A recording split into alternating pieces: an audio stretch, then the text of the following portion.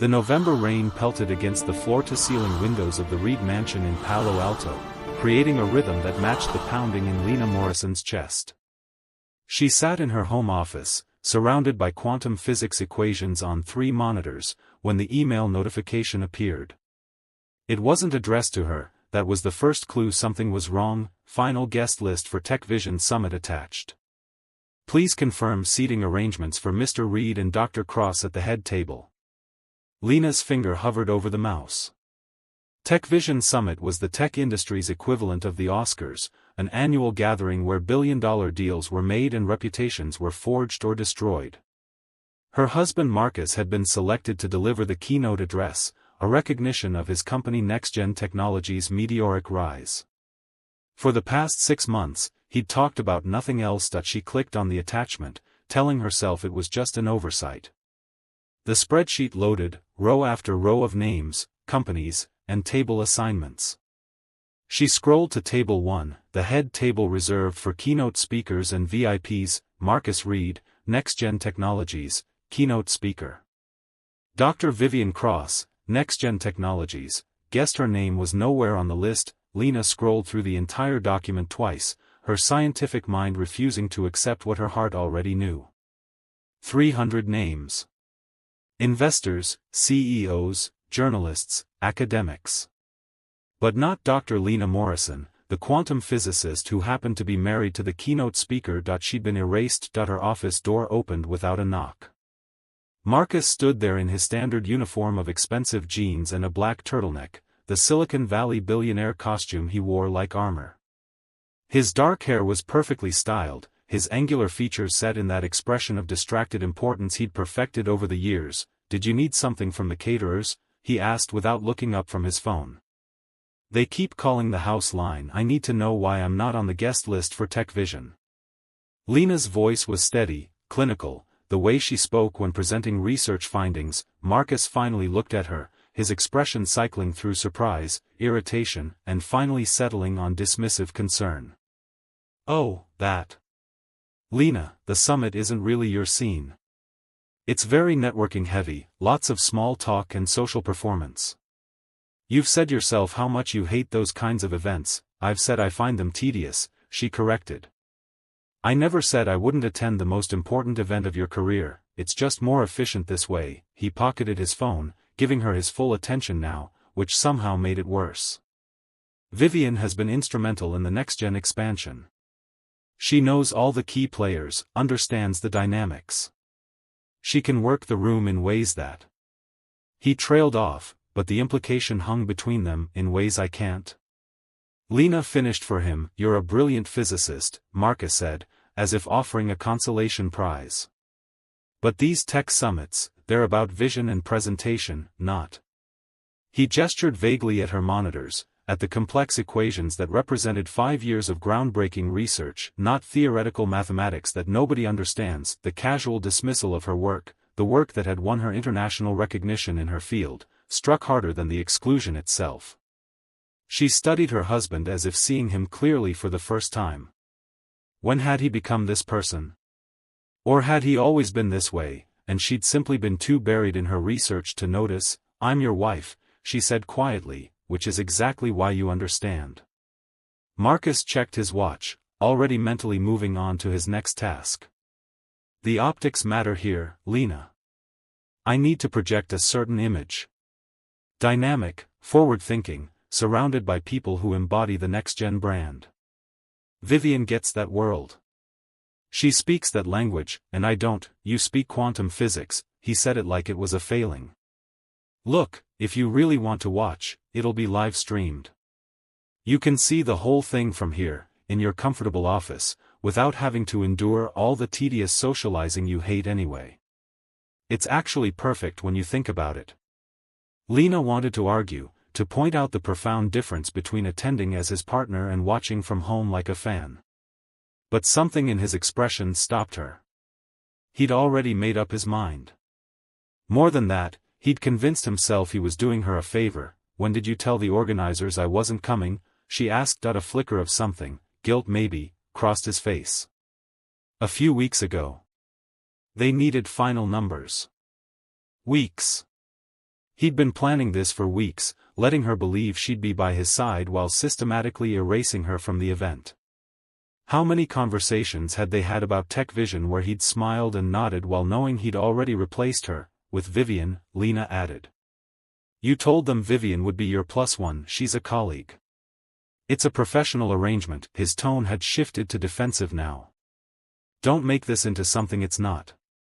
Lena thought about Dr. Vivian Cross, the elegant biotech researcher who'd joined NextGen 6 months ago.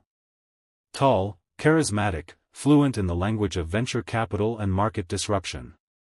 She'd seen Marcus and Vivian together at company events, the way they finished each other's sentences, the easy intimacy of shared ambition. Of course, Lena said, her voice carefully neutral. Professional. Marcus relaxed, relieved she wasn't going to make a scene. I knew you'd understand. You've always been reasonable about these things. He moved toward the door, already pulling out his phone again. I have a strategy call with the summit moderator in 10 minutes. We're finalizing the Q&A section. After he left, Lena sat motionless in her chair, the rain continuing its percussion against the glass. She felt strangely calm, the way she did when a complex equation finally revealed its solution. Marcus had made a calculation. He'd weighed her value against Vivian's shine and found her wanting. He'd determined she was a liability to his image, too awkward, too academic, too invisible. He'd made her invisible. Her phone buzzed with a text from her research partner, Dr. Helena Park, submitted the quantum entanglement paper to Nature. They're fast-tracking peer review. This could be Nobel-level work, Lena. You're going to change physics. Lena stared at the message, then at the equations on her screens, then at the guest list still open on her monitor. Marcus thought her work was theoretical nonsense. He thought she couldn't work a room, couldn't embody his brand, couldn't shine in his world. He had no idea what she was capable of. She opened a new browser window and typed, Tech Vision Summit Organizing Committee contact. The summit was in 3 weeks. Marcus thought he'd won by excluding her. He thought he'd eliminated a variable. He'd actually just freed her to rewrite the entire equation. Lena picked up her phone and dialed a number she hadn't called in months. Dr. Helena Park answered on the second ring. Helena, Lena said, her voice steady and clear. Remember when you said my research institute needed to make a bigger public impact? I think I've found the perfect opportunity. Outside, the rain continued to fall, washing everything clean. The Tech Vision Summit Organizing Committee was, by all accounts, in crisis mode. Lena discovered this through a series of discreet inquiries that began with Helena and expanded through their shared network of academic colleagues. The summit's previous platinum sponsor, a cryptocurrency exchange, had collapsed in scandal 2 weeks before the event. They'd pulled their $2 million sponsorship, leaving a gaping hole in the budget and threatening the entire production. They're desperate, Helena said during their video call, her silver hair pulled back in a severe bun that matched her no-nonsense expression. The committee chair, Patricia Wells, is apparently making calls at midnight trying to find replacement funding. Lena made notes on her tablet, her mind already assembling the pieces of her strategy. The Morrison Quantum Research Institute has the funds. You want to sponsor your husband's keynote event? Helena's eyebrow arched with skepticism and intrigue. I want to sponsor a summit dedicated to innovation and future technology. My husband's presence there is incidental. Lena's smile was thin and sharp. And Helena, the sponsorship needs to be anonymous until the night of the event. Can you make the approach for me? Helena studied her protégé through the screen, seeing something she hadn't seen before. Determination with an edge of steel. He has no idea who you really are, does he? He knows I'm a physicist. He doesn't know I'm the physicist. There's a difference. Within 48 hours, Helena had made contact. Patricia Wells nearly wept with relief when Helena, posing as the Institute's representative, offered not just to match but to exceed the previous sponsorship. $3 million for platinum-level recognition, with specific conditions. We require creative control over the opening presentation, Helena explained during the negotiation call. The Quantum Research Institute wants to make a statement about the future of technology and scientific collaboration. Of course, absolutely, Patricia agreed, her voice thick with gratitude. Anything you need, we'll provide our own keynote introduction. We'll handle the staging for the sponsor recognition. And we require a seat at the head table. Table 1 is reserved for keynote speakers and VIPs, Patricia hesitated. Marcus Reed specifically requested, Mr. Reed will want to accommodate his event's primary sponsor, Helena interrupted smoothly. I'm sure he's a reasonable man who understands the realities of event planning. Patricia made the adjustment, adding a seat for Dr. Morrison, Morrison Quantum Research Institute, without connecting the name to Marcus Reed's wife. In the chaos of reorganization, in the relief of having the event saved, the details slipped past unnoticed. Lena watched it all unfold with the precision of a well-designed experiment. She approved every detail of the revised program. The Quantum Institute's logo would appear on every banner, every program, every digital display. The opening presentation would not be the standard corporate video but a carefully crafted montage about scientific innovation, featuring recent breakthroughs in quantum physics, all of them from Lena's own research, though her name would remain hidden until the right moment. Meanwhile, Marcus continued his preparation, blissfully unaware. Lena watched him rehearse his keynote in their living room, pacing and gesturing, his words full of vision and disruption. Vivian video called in for most of these sessions, offering feedback and enthusiasm. You're going to kill it, Vivian said during one call, her face filling their television screen. She wore a silk blouse that probably cost more than most people's monthly rent. The tech world is going to see you as the visionary you are. Marcus beamed. We're going to show them what real innovation looks like. Lena, passing through with a cup of tea, heard the "we" and felt nothing. The hurt had crystallized into something colder and more useful.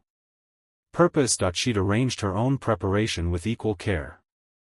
The gown was custom designed by a fashion house that specialized in what they called power couture, midnight blue silk with geometric patterns reminiscent of quantum field diagrams, subtle enough to read as elegant but sharp enough to read as intentional.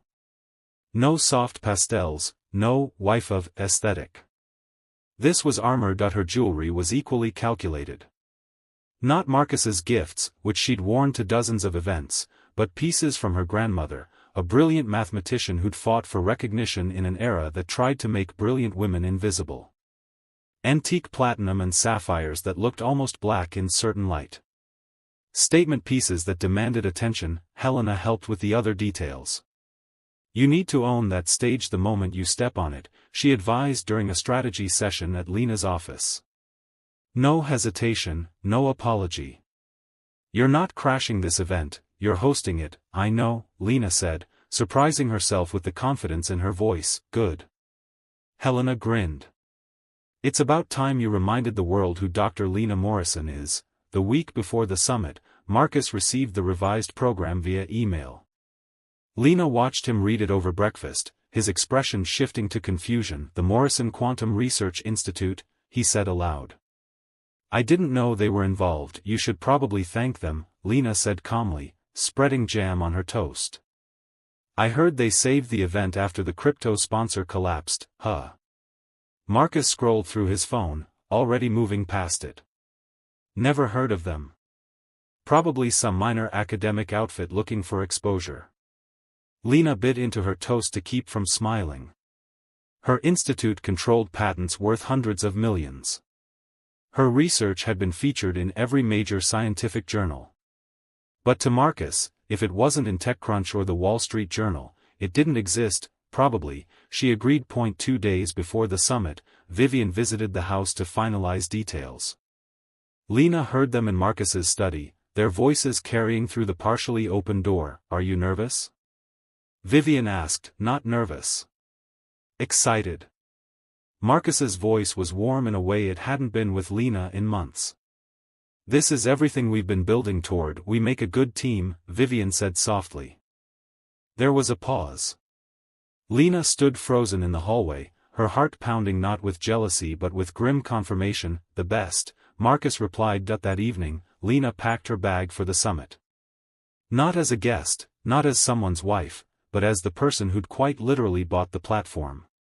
She folded the midnight blue gown with care, added Helena's final revisions to her speech to her tablet, and laid out the platinum and sapphire jewelry on her dresser. Marcus found her there, mistaking her preparation for something else entirely. "You're not seriously still upset about the guest list, are you?" he asked, his tone hovering between irritation and condescension.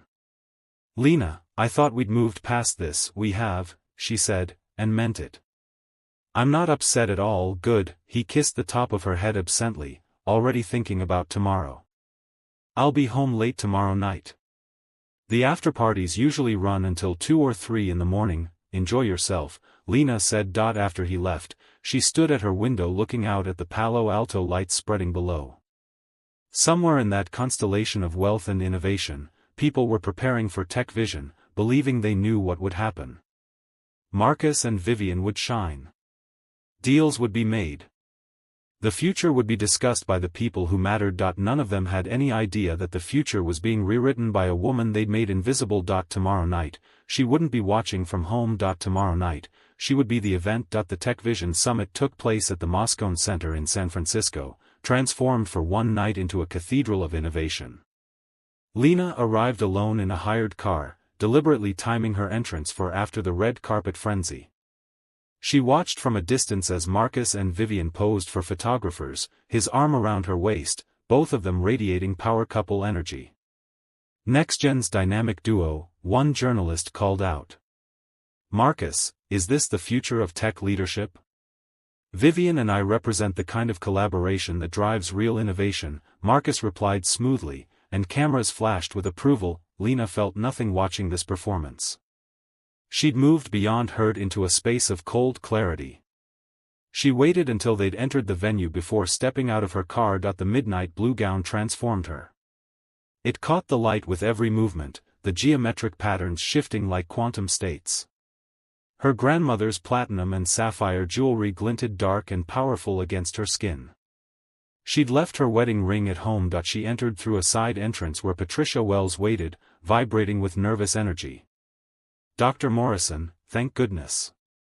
We're ready for your entrance exactly as planned." Patricia studied her with undisguised admiration. "That gown is absolutely stunning. You look like you own the night." "I do," Lena said simply.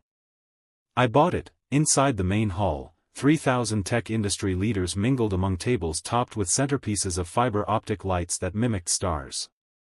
Massive screens displayed the Morrison Quantum Research Institute logo, though most attendees didn't know what it meant yet. At table 1, Marcus sat with Vivian beside him, both holding court with venture capitalists and tech journalists. The lights dimmed.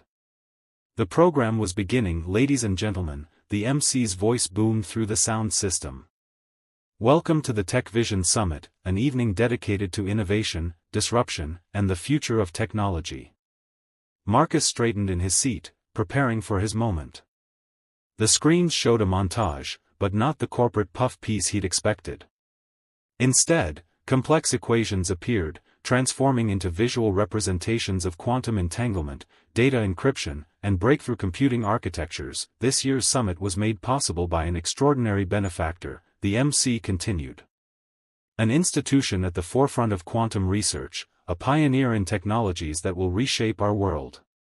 Please welcome to the stage the founder and director of the Morrison Quantum Research Institute, Dr. Lena Morrison." The silence that followed was profound.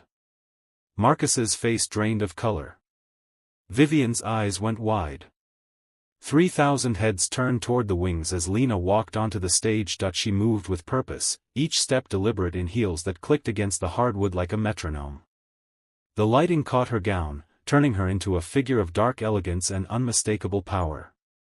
She reached the podium and stood there for a long moment, letting the industry absorb who she was. "Good evening," she began, her voice amplified and clear. "For those who don't know me, I'm a quantum physicist. I've spent the last decade developing technologies that will fundamentally change how we process information, secure data, and understand the universe itself." She clicked to the next slide, showing a patent diagram. "This is the Morrison encryption protocol, currently being implemented by 6 of the 10 largest tech companies in the world. It makes current cybersecurity look like using a diary lock on the Pentagon." Another click. Another diagram.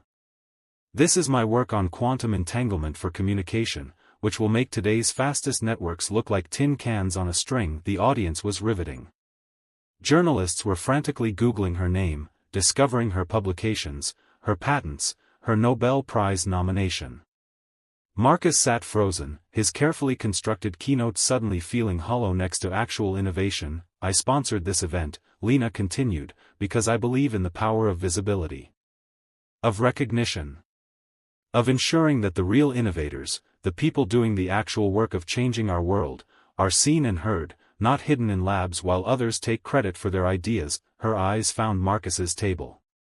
He looked like he might be sick. "Innovation isn't about who presents the best pitch. It's about who asks the deepest questions and has the courage to pursue the answers, even when they're told their work is too theoretical, too complex, too invisible to matter." The applause began slowly, then built like a wave. Scientists and engineers in the audience stood first, recognizing one of their own finally getting the spotlight. Venture capitalists and CEOs followed, sensing the power shift happening in real time. Lena let the ovation wash over her. "I won't take more of your time. You came here to discuss the future of technology. But remember, as you do, the future is being built right now by researchers in labs, by theorists with equations, by people whose names you might not know but whose work you absolutely depend on. See them. Recognize them. Because innovation dies in the dark." She walked off the stage to standing applause, and headed straight for table 1. Patricia had added her seat between a venture capitalist and a journalist, directly across from Marcus and Vivian. The symmetry was perfect. Dr. Morrison, the venture capitalist beside her, gushed as she sat down. "I had no idea NextGen was connected to your research. Marcus, you must be so proud." Marcus's mouth opened and closed. Vivian looked between them, the pieces clicking into place. Marcus's wife. The physicist he'd dismissed. The woman he'd deliberately excluded. She'd bought her way onto his stage and upstaged him completely. "Marcus and I have very different approaches to innovation," Lena said smoothly, accepting a glass of champagne from a waiter. "He focuses on market application. I focus on foundational science. It's fascinating how rarely those worlds intersect." The barb landed. Several people at the table shifted uncomfortably, sensing the undercurrents that when Marcus stood to deliver his keynote an hour later, the energy in the room had changed. His speech about disruption and vision sounded hollow after Lena's demonstration of actual scientific breakthrough. Journalists kept glancing at their phones, typing notes about her research instead of his presentation. His confident smile wavered as he realized he'd lost the room. Worse, he'd lost the narrative. The next day's headlines wouldn't be about Marcus Reed's vision. They'd be about Dr. Lena Morrison, the quantum physicist who'd been hiding in plain sight. During the networking hour after his speech, Lena was surrounded. Nobel laureates sought her out. Investment firms pitched collaboration. MIT offered an endowed chair. Marcus stood with Vivian at the bar, watching his wife command the attention of every person who mattered. "You knew she was a big deal?" Vivian asked quietly, something like shame coloring her voice. "I knew she was a physicist." Marcus's jaw was tight. "I didn't know she was the physicist." "You didn't know because you never asked," Vivian said, and Marcus heard the shift in her tone. Judgment. "You brought me here to make you look good while your actual genius wife stayed home." "God, Marcus, what have we done?" Before he could answer, a tech journalist approached them. "Marcus, quick question. Did you know your wife was the Morrison behind the Morrison encryption protocol? NextGen uses it, right? Must be interesting having that level of expertise at home." Marcus forced a smile that didn't reach his eyes. "Lena has always been brilliant. I've always supported her work." Across the room, Lena heard his lie and raised her champagne glass in his direction. A silent toast to his fiction that the truth was out now. And there was no putting it back. The afterparty was in full swing, but Marcus couldn't focus on networking or celebration. Everywhere he turned, people wanted to talk about Lena. Her research. Her innovations. The ways her work had quietly revolutionized their industry while they'd been focused on quarterly earnings and market disruption. "Your wife is a legend," a Google executive told him enthusiastically. "We tried to recruit her 3 years ago. She turned us down flat, said she preferred academic freedom. We should have offered more. Morrison Encryption saved our company from a massive hack last year," a cybersecurity CEO added. "We owe her everything." Marcus smiled and nodded, playing the supportive husband, but inside he felt something crumbling. Every compliment directed at Lena was a spotlight on his own blindness. He'd shared a home with her for 8 years and never understood what she actually did. He'd dismissed it, minimized it, hidden it away because it didn't fit his narrative. He found Vivian on a balcony overlooking the city, her champagne untouched. "We need to do damage control," he said without preamble. "The optics of this." "The optics?"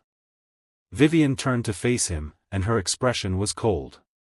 "Marcus, your wife just revealed that she's one of the most important scientists in the tech world, and you brought me as your date after removing her from the guest list.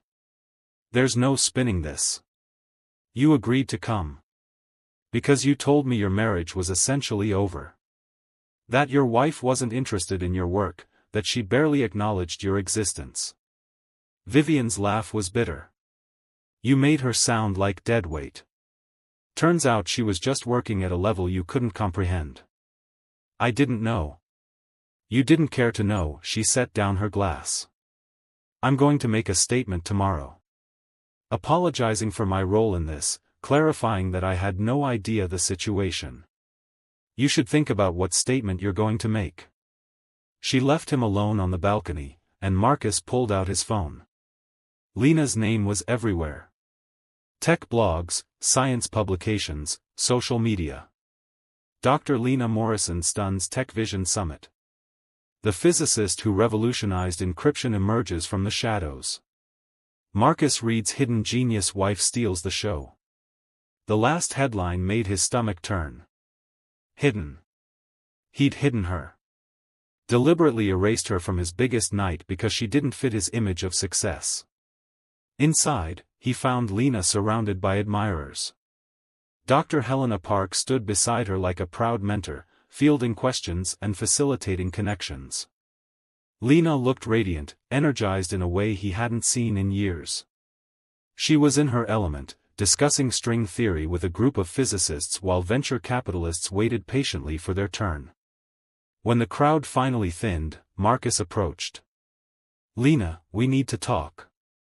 "Do we?" She accepted another glass of champagne from a passing waiter, her eyes cool and distant. "Privately," he insisted. She followed him to a quiet conference room off the main hall. The door clicked shut, sealing them in artificial silence while the party continued beyond. "What the hell was that?" Marcus demanded, his composure cracking.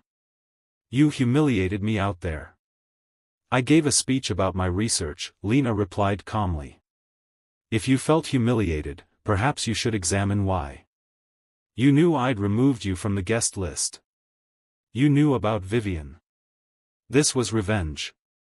This was visibility." She set down her glass. "You made me invisible, Marcus. You told the organizers I was too awkward, too academic, too much of a liability to your image. So I became visible in the only way that mattered, by being exactly who I am. A scientist. An innovator. Someone who actually creates the technology this industry depends on. You're my wife. A fact you found inconvenient for months." Her voice remained steady, surgical. "When did you start sleeping with Vivian?" Marcus went still. "I'm not. Don't lie to me now. We're past that." Lena leaned against the conference table. 6 months? When she joined NextGen? Or was it before, and that's why you hired her?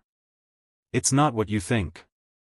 I think you wanted a partner who reflected your ambitions instead of challenging them with her own. I think Vivian speaks your language in ways I never could. I think you've been building a life that doesn't include me for quite some time." She paused. I'm not even angry about it anymore. I'm relieved. Relieved? You freed me, Marcus. By excluding me, by dismissing my work, by making it clear I was an embarrassment to you, you gave me permission to stop trying to fit into your world. Tonight wasn't revenge. It was liberation. Marcus sank into a chair, the fight draining out of him. What happens now? Now I leave. I file for divorce. I take my research, my institute, my future, and I build a life that doesn't require me to shrink so you can shine. She moved toward the door. You can have Vivian, have the house, have your vision of success. I'll take my actual success. Lena. She paused at the door.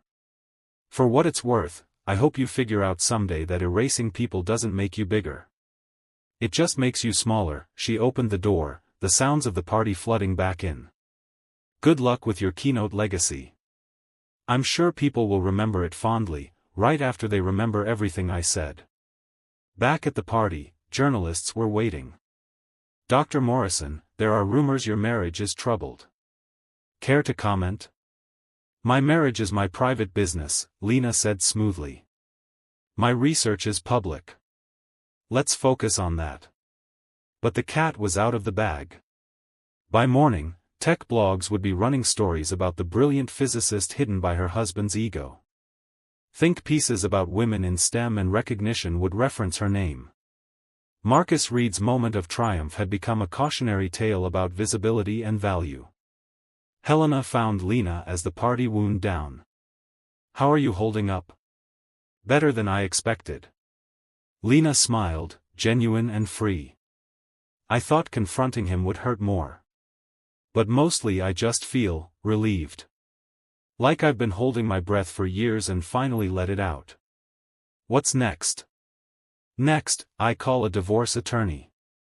Then I accept one of these job offers. Then I get back to my research, but this time, I don't hide it. I don't make myself small for anyone.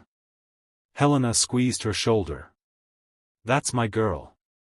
As Lena left the venue alone, she passed Marcus and Vivian in the lobby. They stood apart now, the illusion of their partnership shattered. Vivian looked ashamed. Marcus looked lost. Lena walked past them without a word, into the San Francisco night, where her driver waited. As the car pulled away, she looked back at the Moscone Center, at the banners still displaying her institute's logo, and smiled. She'd bought her way onto that stage not for revenge, but for recognition. And tomorrow, the whole world would know her name.